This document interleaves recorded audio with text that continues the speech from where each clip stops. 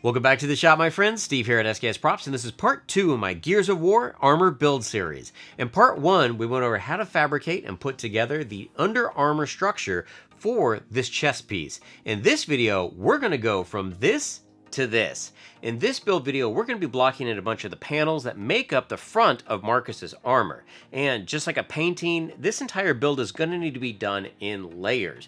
This is basically our underpainting, and then we're going to add details on top. And because of that, this video is going to be the front, the next video is going to be the back, and the video after that is going to be the top.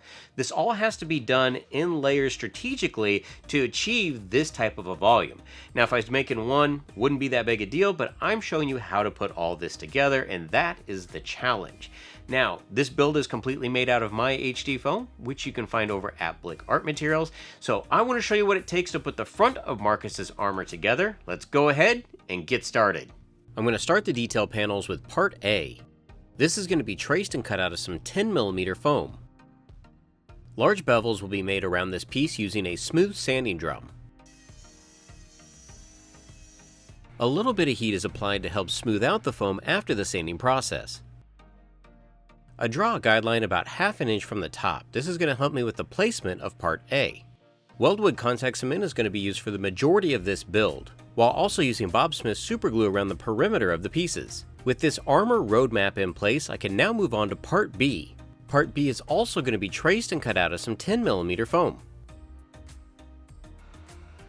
Now the thing to note here is I sanded larger bevels along the outside and the top, while having smaller bevels in the middle and the bottom. I went ahead and extended my center line just to make sure that I got part B placed directly in the middle. I added a small strip of foam to the backside just to keep these pieces lined up. This isn't a necessity, I just thought it made the overall look cleaner. Now go ahead and take part C. You're also going to transfer and cut that out of some 10mm foam. Just like part B, large bevels along the outside while having smaller bevels in the middle and the top. More strips of thin foam are added to the backside to glue together the part B and part C pieces.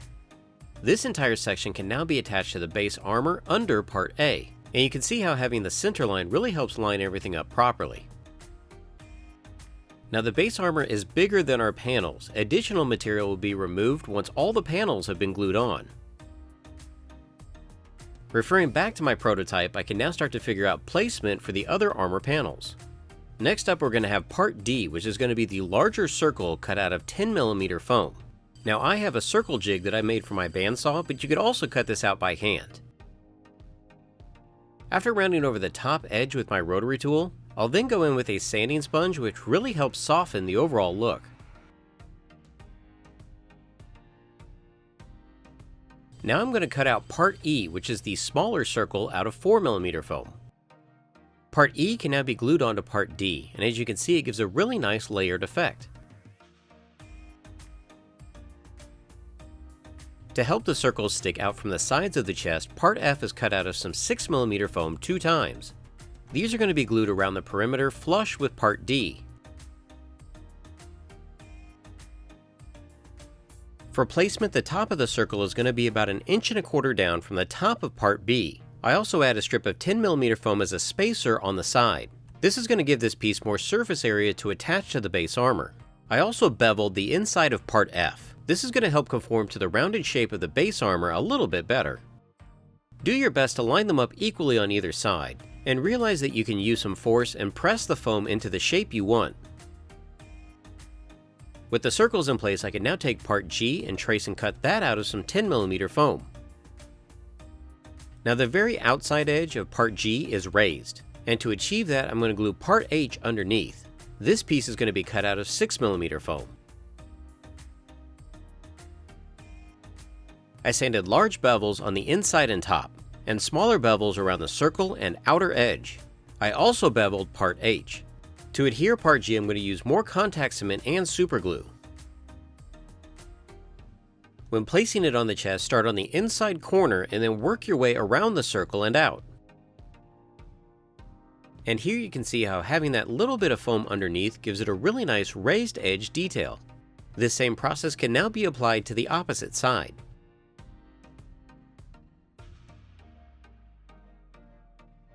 Part I is going to go under the circle and is also cut out of 10mm foam. This piece will also have larger bevels along the outside and smaller bevels along the circle. Now while gluing part I into place, I'm also rounding over the base foam armor. Once attached, it will give the armor a gradual curve which will better match my body, and as a plus side, the armor will never go flat. Part J can now be traced and cut out of some 10mm foam. For this piece, I sanded large bevels all the way around. Just like part I, curve the foam while you're gluing this into place. Now any additional material left in the midsection can be trimmed away and cleaned up with a rotary tool. And this is a good time to do a test fit just to see how all of it's coming together. Part K is made out of 10mm foam and part L is made out of 6. This will help give us a raised area in the back.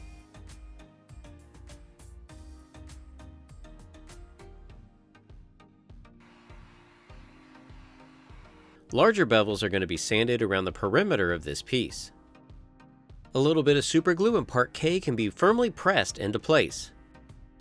And don't be afraid to squish the foam to make these pieces fit together better. As a detail strip behind these pieces, part M is going to be traced and cut out of some 6mm foam. And as you can see in the video, I'm leaving a small gap around. To add some additional detail, strips of 2mm foam are added to the top of part K. And I have some very small gaps, so I'm going to cut some triangle wedges and glue those to the sides. To finish off the side of the circle, part H is going to be traced and cut out of 10mm foam. This piece will have small bevels all the way around and is glued into place. As a large side chunk of armor, part O is going to be traced and cut out of 10mm foam. This piece will have large bevels all the way around and is glued onto the back side of part I. Here you can see how all those panels line up, and I'm still curving the foam as I'm adhering them. Part P is going to be made out of 6mm foam. Here's a good example of two pieces that are slightly different. Because all these armor sections have to fit together just right, you sometimes have pieces that just don't quite line up. Feel free to cut custom armor panels, especially on the side here, to cover any gaps that you might have. You can also add any additional panels that you might need just to help flush the armor out. So at this point, we're going to wrap up this part of the video. The front is looking good, and we're going to be moving on to the back.